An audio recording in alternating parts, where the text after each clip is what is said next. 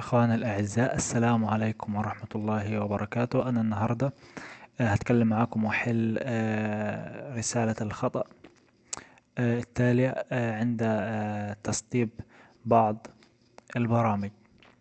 مثلا أنا عند البرنامج ده عايز أسطبه، هتطلع لي الرسالة دي، مش هقدر أسطب البرنامج. وهنا الحل للمشكلة دي بسيط وسهل جدا، وما عليكم غير أنكم تركزوا وتتابعوا معايا الحل.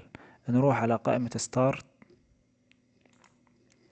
ونروح في خانة السيرش، نكتب CMD. بعدين نضغط انتر. طبعا ظهرت لنا الرسالة دي. ما نكتبش اي حاجة دلوقتي، ما علينا غير اننا ننقل البرنامج اللي احنا عايزين نصطبه، نسحبه كده، نسحبه ونحطه في الخانة السوداء دي. تمام، هو كده اتسحب وحطيناه جوا الشاشة السوداء دي.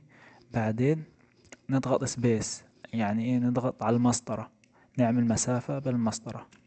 عملنا مسافة كده بالمسطرة، بعدين نعمل فاصلة بالشكل ده، وبعدين نكتب NCRC، ولازم نكتبها كابيتال مش سمول. لو كتبناها سمول مش هتنجح الطريقة دي معانا، لازم نكتبها كابيتال مش سمول. بعد كده، بعد ما كتبناها اللي هي NCRC، نضغط انتر.